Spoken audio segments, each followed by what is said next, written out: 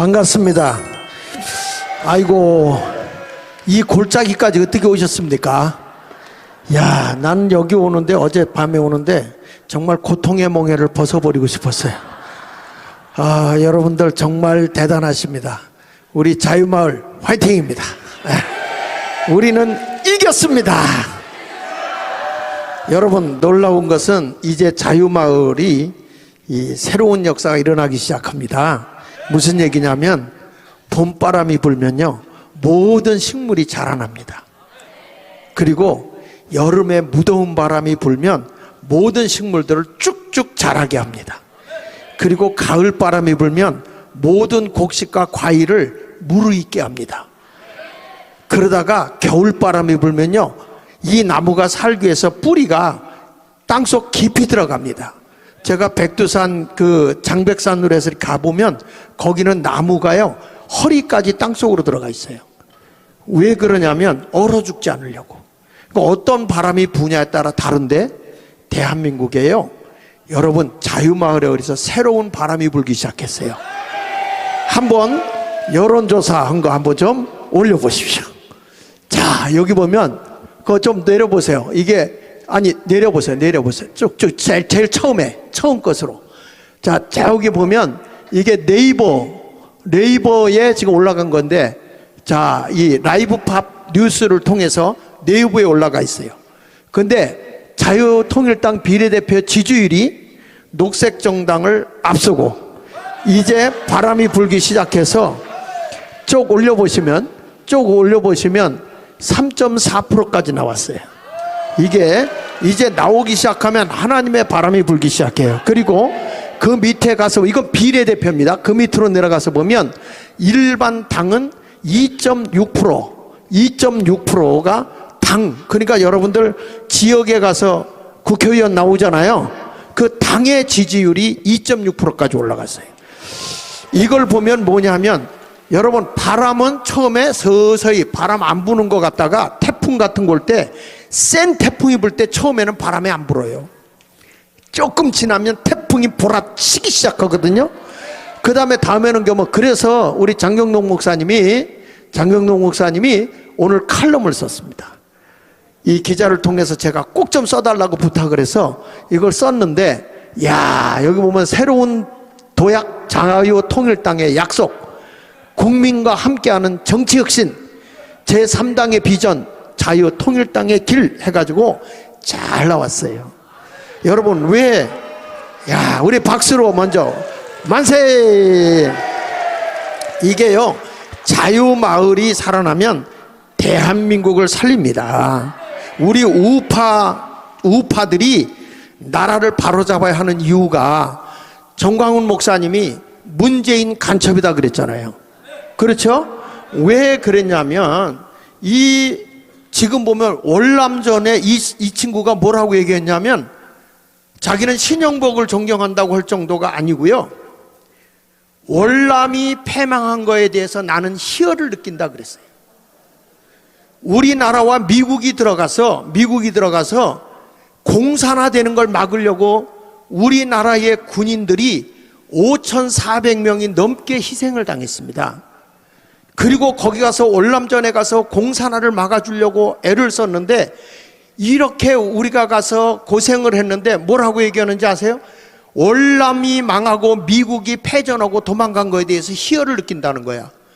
이게 말이 됩니까? 거기다가 또 뭐라고까지 얘기하는지 아세요? 그거 한번 띄워줄 수 있어요? 그거 희열을 느낀다고만 한 게 아니라 이렇게 했어요. 우리나라 군인들이 거기 가서 싸워준 거에 대해서 미안하다, 월망한테 미안하다. 이 동영상 잠깐 한번 보겠습니다.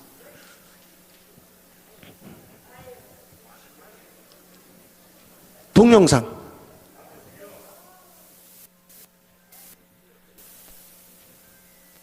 문재인 대통령이 베트남전 참전에 대해 마음의 빚을 지고 있다며 사실상 사과했습니다. 13년 전 노무현 전 대통령도 같은 발언을 했습니다. 야당에서는 역사의식이 우려스럽다고 했습니다. 김정우 기자입니다. 한국은 베트남에 마음의 빚을 지고 있습니다. 2011년 문 대통령은 미국의 베트남전 패배를 예고한 리영희 교수의 논문을 저서에 인용하면서 희열을 느낀다고 표현해 논란이 됐습니다. 그 문호부님 쓴 책의 132면을 보면 운명이란 책에 말하자면 이영희 선생 책을 인용해서 그 전환시대 논리가 그 3부 책을 인용을 해서 미국의 패배와 월남의 패망은 진실의 승리고 문후부님은 희열을 느꼈다 이렇게 기재가 되어 있어요. 그러면 이걸 공산주의가 승리한 전쟁인데 그걸 희열을 느꼈다는 게 이게 무슨 뜻입니까? 본인이 쓴 책입니다. 제가 쓴 것은 예. 이렇게 썼죠. 네. 이영희 선생의 베트남 전쟁 예. 그 준환시대 논리에 담겨 있는 그 논문이 3부작인데 예. 1부, 2부 그 중간에 월남의 패망이 있고 그 이후에 3부 논문이 서여집니다. 예. 그런 아주 중요한 그 국제적인 그런 그 사건을 놓고 1, 2부, 3부가 그렇게 20일간 된다는 거예요. 그 점을 제가 높이 평가한 것이죠. 자, 여러분, 여기까지만 보겠습니다. 저는 보면 이런 분이 이런 분이 아니야. 이런 정광훈 목사의 필름은 이런 개새끼가 어떻게 대한민국의 통치자가 될 수 있습니까? 네? 여러분, 이런 것을 보면서 왜 이렇게까지 자유마을을 우리가 만들고 우파가 200석을 가져오도록 몸부림을 치고 있는가를 우리가 알아야 된다 이거예요. 그래서 대한민국을 깨우쳐야 되는 거예요, 여러분. 지금 얼마만큼 우리나라가 끔찍하게 병들었느냐. 여러분, 이게요, 안토니오 그람시가 주장했던 이게 대한민국을 중독의 나라로 만들자는 겁니다. 그래가지고 도덕적 폐해를 시켜가지고 도덕적으로 타락한 나라를 만들어서 혼란화시켜서 공산화를 시키겠다는 그런 11계명 중에 마지막 계명에 그게 나와 있는데요. 한번 잠깐 우리 보면 조용한 민주주의 혁명의 그거를 좀 띄워주시면요. 자, 교환.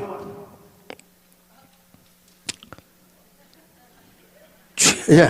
여기 보면 다음에 넘겨서 보시면요.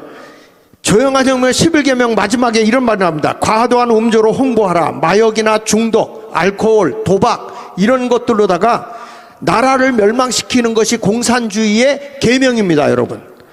그래서 KGB에서 주장하는 거 넘겨서 보시면 여기 이렇게 말합니다. 좌파 세력들이 중요하게 연결한 게 뭐냐면 도덕적 파괴를 시키라는 것입니다. 그래서 여기서는 비도덕화를 시켜야 저들이 나라를 불안전하게 하고 나라가 위기에 오게 되면 공산화가 된다고 주장하는 게 소련의 전략인데, 이들이요 미국의 힘이, 다음에는 그러면 미국의 힘은 어디에 있냐, 애국심과 도덕성과 영적인 삶에 있다고 했어요. 이것만 훼손시키면 미국은 무너진다 그랬거든요. 그런데 이것이 바로 스탈린이 주장한 것인데 그대로 미국이 됐어요. 그래서 정광훈 목사님 지난번에 내가 여기 왔을 때 영적인 집회를 했어요. 부흥회를 했습니다. 여기서 왜 그런지 아십니까? 우리가 애국심, 도덕심도 살리는 거는 영적인 힘에서부터 오는 거예요. 그래서 성령의 나타남의 집회를 해가면서 애국운동을 하는 겁니다, 여러분. 예수 안 믿는 사람도 있겠지만은 왜 목사들이 이런 게 나와야 되느냐 하면 영적인 힘이 받쳐준 도덕적인 그런 새로운 변화가 일어나지 않으면 대한민국은 그대로 공산화로 주저앉을 수밖에 없는 위기에 와 있다 이거예요, 위기에. 그래서 미국이란 나라가 여기에 정복당해서 어떻게 됐는가 보면 그 다음 페이지에 보면 여기 보십시오. 세계 최고 유산율, 한부모와 살고 있는 비율 세계 최고, 세계 최고의 성병 감율, 그 다음에 최고의 10대 결혼율. 그래가지고 미국에 제가 집회 가보면 고등학교에 수업하러 가는데 애기 안고 가요. 자기 자식을 안고 가는 이런 시대가 됐어요. 그리고 세계 최고의 범죄자 감옥 수감률이 제일 높고요, 이혼율이 제일 많고 10대 자살률, 폭력 범죄율이 점점 급증하고 있고, 사생아 출생률도 또 동성애를 합법화시켰거든요. 그런데 우리나라가 이런 지경이 왔습니다. 특별히 이들이 대한민국을 도덕적으로 망가뜨리기 위해서 어저께 제가 얘기했습니다. 알코올 중독. 그 다음에 도박 중독으로 대한민국은 심각하게 됐는데, 오늘 제가 얘기해 드리려고 하는 것은 마약입니다. 마약. 얼마만큼 우리나라가 위기에 처해 있는가를 보십시오. 지금 이거는요, 어디서부터 온 거냐? 안토니오 그람시에 공산화시키기 위해서 대한민국을 어린아이들부터 파괴시키는 거예요. 여러분, 이 범죄율이 누구 때부터 급성장을 한지 아세요? 문재인 정부 때 이게 급성장을 하기 시작합니다. 예?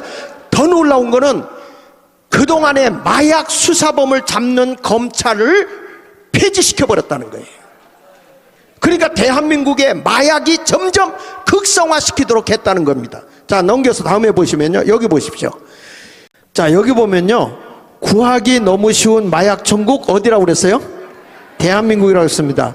청소년들에게 어떻게 마약을 시키냐면요, 여기 보면 청소년들 거기 쭉 내용 거기 보면 이렇게 나와요. 다이어트에 좋다, 그 다음에 공부 잘하는 집중력이 생긴다, 생리통에 효과가 있다, 그 다음에 몸짱을 만드는데 근육 강화를 하는데 쓸 수 있다, 이런 식으로 해가지고 여러분 어마어마한 마약이 대한민국에 확산되기 시작하는데, 이게 우리가 온라인이나 이런 핸드폰으로 얼마든지 주문해서 구할 수가 있습니다. 지금 여기 보면 36.6% 여기 성장한 거, 저쪽에 보면 마약 범죄, 그 마약 사범수, 이런 사람이 지금 36.6%로 지금 기하급수적으로 성장하는데, 거기에 보면 2017년도에 119명이었는데 2022년도에 481명으로 늘었어요. 마약을 갖다가 팔아줄 수 있는 사람들이 이렇게 늘었다는 겁니다. 그리고 인터넷을 통해서 마약을 유통할 수 있는 사범이 배 이상으로 늘었어요. 2018년도에 1516명에서 2022년도에 3092명 건으로 늘었습니다. 그런데 이 사람들을 잡아서 다시 하지 말라고 했는데, 이거를 마약 사범수를 다시 한번 정리를 해보니까 안 하는 사람이 1.8%밖에 안 되는 거예요.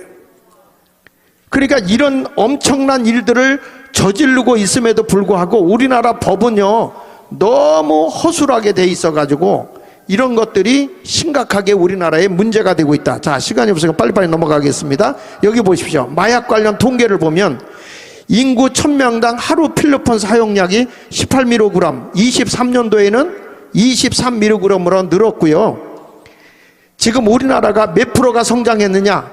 23년도에 22년도 5041명에서 2003년도에 7754명으로 53.8%로 급증하기 시작했어요. 지금 이런 것을 얘기한다고 심각하게 생각하지 않을 수 있지만, 여러분, 우리 옛날에 어렸을 때 그 양귀비 재배할 수 있어요, 없어요? 없었습니다. 양귀비 재배 못합니다. 마약이기 때문에. 그런데 이런 것들이 지금 대한민국에서 얼마나 늘어나고 있는지 어마어마합니다. 넘겨서 또 보시면요, 지난해보다 64%가 늘었습니다. 이게 지금 20, 30대에서 일어나는 일입니다. 또 넘겨서 보십시오. 필리핀의 감기약을 해서 필리핀을 뽑아낼 수 있는, 다시 말하면 마약을 뽑아내서, 감기약에서 마약을 뽑아내는 법을 SNS에서, 여러분 스마트폰에서 다 볼 수 있어요. 핸드폰에서. 그걸 가지고 마약을 만들어서 자기들이 먹을 수 있게 해요. 이것은 뭐냐면, 이런 것이 걸려서는 안 되는데 지금 심각하게 이런 것들을 그대로 행한다는 거예요. 자, 중국을 통해서 국내로 유통하는데 이게 다 어디서냐? 북한산에서 와요. 넘겨가지고 보시면 중국을 통해서 국내로 유통이 되고 있는 것이고요. 그 다음에 넘겨서 보시면 자그마치 최소 30% 이상이 주민의 마약이, 북한에는 의료 체계가 무너져서 진통제가 없거든요. 그러다 보니까 이 사람들이 마약을 집에서 양귀비를 재배해가지고, 그리고 북한에서 오는 마약의 성분이 얼마나 높으냐면 이게 다른 데서보다 엄청나게 높아요. 하나 더 넘겨서 보시면 이 북한에서는 항생제 노릇을 하고 있고, 이것이 다른 나라에서 들어오는 마약보다 3배가 더 높아서 수익 가치도 높다는 거예요. 자, 넘겨서 보십시다. 그런데 우리나라 마약 수사 방해를 지금 어디서 하느냐면 문재인 정부 때 마약 수사를 반대했어요. 어떤 일이 벌어졌냐면 2018년 박상기 법무장관 때 대검찰청 마약 수사 부서를 해체했습니다. 그러니까 무슨 얘기냐면 마약 수사를 컨트롤할 수 있는 타워를 해체시켜버린 거예요. 그러니까 대한민국은 마약 천국이 되게 한 거예요. 우리나라는요 2015년도까지만 해도 세계에서 마약 청정국이었어요. 근데 지금은 마약이 세계에서 제일 많이 유통되는 나라가 돼버렸어요. 지금 이것은 뭔지 아십니까? 아이 그래서 어떻게 하면 좋냐? 그 내막의 뿌리를 찾아보면 공산화가 되기 위한 비도덕화를 시키는 거예요. 우리 아이들을 타락시키고 감당하지 못하게 나라를 어수선하고 안정화되지 못하게 만들어서 공산화를 시키는 과정이 이게 바로 러시아에서 한 것일 뿐만 아니라 안토니오 그람시가 주장하는 이 음주 문화나 마약 종류로 중독을 시켜서 폐인을 만들어 버리는 거예요. 이렇게 지금 나라를 병들게 한 거예요. 여러분 우리가 똑똑해져야 공산화를 이길 수 있다는 거예요. 그래서 정광훈 목사님 뭐라 써? 대한민국 망했다 한 거야. 대한민국 망했다는 게 근거 없이 한 거예요. 나는요 정광훈 목사님이 느닷없이 광화문에서 대한민국 망했다 하는데 아무리 봐도 망한 것 같지가 않아. 그런데 내막적으로 왜 저분이 저런 얘기를 할까? 내가 1990년도부터 정광훈 목사님과 그 전부터 알긴 했어요. 부흥회를 같이 다니고 선교지도 같이 가고 그렇게 했는데 갑자기 어느 날 오라고 그래서 갔더니 뭐 기독당을 만든다고 같이 하자고 해서 아예 나 정치 안 해. 그리고 나와서 그동안 같이 안 했거든요. 근데 내가 전교조를 통해서 대안학교에다가 107건 고발을 당했어. 그래가지고 이게 학교를 뺏어가지고 얘들이 막 운영을 해 나가는데 진짜 꼴값을 떨어요. 그래가지고 이걸 재판해가지고 제가 다 이기고 난 뒤에 제가 전 목사님하고 통화를 할 기회가 됐는데 딱 얘기를 듣더니 너 혼자 못 이겨. 이게 다 공산주의가 지금 난리 치는 거예요. 그러면서 일로 오래. 그래서 하도 난 당했으니까 혼자서 싸우고 가면서 그래서 이제 가봤지. 가서 얘기를 하는데 막 대한민국 망했어 뭐 하는데 난 아무리 봐도 망한 것 같지가 않아. 왜? 우리 교회도 잘 되고 편안하고 내가 부흥회도 많이 다니고 오는데 뭐가 망했겠어요. 내가 목회자들 놓고 세미나도 오면서 난 부족함이 없었거든요. 왜 얼굴들이 늑대 사춘 같아? 아니 내가 부족함이 없었다면 그런 줄 알지. 아니 자족하고 사는 게 부족함이 없는 거 아닙니까? 아니 나는 목회하면서 여기 지금 내 사촌 저기 처제도 와 있어. 여기 지금 내 처제도 여기 와 있는데 지금까지 살면서 내가 집 한 채 없이 정말 살았어. 그러니까 은퇴가 되니까 교인들이 모아가지고 안 되겠다고 우리 목사님 집 사주자, 은퇴 집사 사주자고 그래가지고 25평 이번에 사주더라고. 그래서 나는 그래도 제가 한 얘기가 그거예요.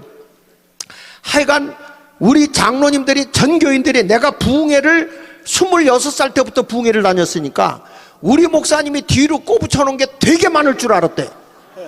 그래가지고 다 싹싹 조사한데 재수 씨 통장까지 뒤졌습니다. 그랬는데 개뿔도 없는 거. 원래 개는 뿔이 없습니다. 개뿔도 없는 거예요. 그러니까 제 동생 목사가 화가 나가지고 제 집사람한테 아니 도대체 형이 부흥회 나간 지가 언젠데 이렇게 거지같이 사냐고. 근데 지역을 섬기다 보면 그렇게 될 수밖에 없어요. 근데 아무리 뒤져도 아무것도 안 나오니까 제가 재판에서 졌겠어요, 이겼겠어요? 그런데 아직도 건수가 몇 건 있어. 하도 걸어놓고 이게 교육청하고 지금까지 싸우고 있으니까요. 여러분 이렇게 하는데 정광훈 목사님이 대한민국 망했어 하는데 저는 또 이 망했다 그러면은 이게 조사를 하는 습관이 있어요. 디테일하게 다 찾아봐야지. 그냥 말로 뻥 까면 무슨 소용이 있냐고. 실제적인 걸 찾아봐야지. 찾다 보니까요 내가 전 목사님보다 더 열받는 거예요. 왜 그러냐? 전 목사님은 경상도 사람이라 내 진리기는 할 줄 알지. 나는 이걸 찾다 보니까 눈도 아파 죽겠는데 내가 이 정도 열심히 하는 것만큼 성경을 읽었으면요 성경을 다 외웠을 것 같아. 근데 여기 보세요. 이것도 마약에 수사하는데 보니까 대검찰청 마약수사부부 해체했죠. 추미애 법무장관 마약수사과를 조직범죄과에 흡수시켰어요. 그런데 무슨 얘기인지 아십니까? 예산을 배정하지 않았어요. 이건 무슨 얘기냐면 해체시켰다 이 말이야. 해체. 그리고 어디로 넘겼느냐? 경찰에서 해라. 경찰에서 해라. 여러분, 경찰은요 인력이 모자라고 전문가가 아니에요. 할 수가 없는 거예요. 검수안박법에 의해서 완전히 망한 거예요. 거기다가 넘겨서 보시면요 마약 사범이 1심에서 집행유예를 받고 나온 사람이 44%입니다. 여러분, 마약은요 이게 잡아서 강하게 해놓지 않으면 대한민국 망하는 거예요. 여기 보세요. 밑에 보면요 중국을 포함해서 베트남, 인도네시아, 사우디아라비아 등 35개국은요 마약 사범을 어떻게 다스렸냐면 사형 집행을 했습니다. 사형을 해버려요. 싱가포르는 2022년도에만 마약 밀배몸을 11명을 사형해버렸어요. 그리고요 미국은 1973년부터 마약 단속을 하면서 만약에 이 사람들이 마약을 만약에 수입하고 팔았으면요 종신형이에요. 종신형. 바깥에 내보내지 않아요. 그런데 문재인 정부에서는요 1심에서 집행유예를 선고하고 4,747명 중에서 2,089명을 풀어줬어. 여러분, 이게 말이 되는 얘기입니까? 그러니까 이건 무슨 얘기냐면 대한민국을 마약으로 정복하겠다는 거예요. 정복하겠다는 거예요. 넘겨서 보세요. 이때 강력한 마약 수사를 얘기했더니 여기에 한동훈 법무부 장관 때 마약에 대해서 강력하게 이걸 근절시키겠다 했더니 추미애가 뭐라고 한지 아십니까? 마약 정치 주목을 받으려고 하지 말고 정치하고 싶으면 법무장관 내려놓으라, 이런 짓을 해요. 여러분, 이런 사람들이 더불어민주당에 다 들어가 있잖아요. 이거 어떻게 해야 돼요? 넘겨서 보세요. 넘겨보세요. 민주당 막말한 거 보세요. 이태원 참사가 원인이 마약 수사 때문에 있답니다. 여러분, 마약으로 그 정도 됐다면요 이거 다 잡아들여야 되는 게 정상 아니에요? 여기 보세요. 박주민이가 한 얘기 보세요. 마약 수사에 정신이 팔려서 제대로 대처를 못하는 게 아닐까 하는 의심이 든다. 황운하는요 마약과의 전쟁 기조가 이태원의 참사의 배경일 수 있다. 김의겸, 경찰이 참사를 늦게 한 이유는 윤석열 대통령이 선포한 마약과의 전쟁 때문이라고 얘기를 했어요. 이게 말이 됩니까? 말이 됩니까? 그런데 우리 윤석열 대통령이 한 얘기 보세요. 다음에 보시면 마약과의 전쟁에서 나는 반드시 승리하겠다. 반드시 승리하겠다. 840명의 특별수사본부를 만들었어요. 이분이. 그리고 검찰, 경찰, 관세청 다 이거 조사해서 반드시 마약범을 쓸어버리겠다고 말하고 있는 거예요. 그러면 우리가 대통령을 지지해야 돼, 안 돼요? 그래서 우리 자유우파가 200석을 끌고 와야지. 어떻게 이 대한민국이 여러분 아직도 저런 쓰레기 같은 국회의원들을 지지할 수가 있냐 이 말이야. 동영상 잠깐 한번 보여주세요.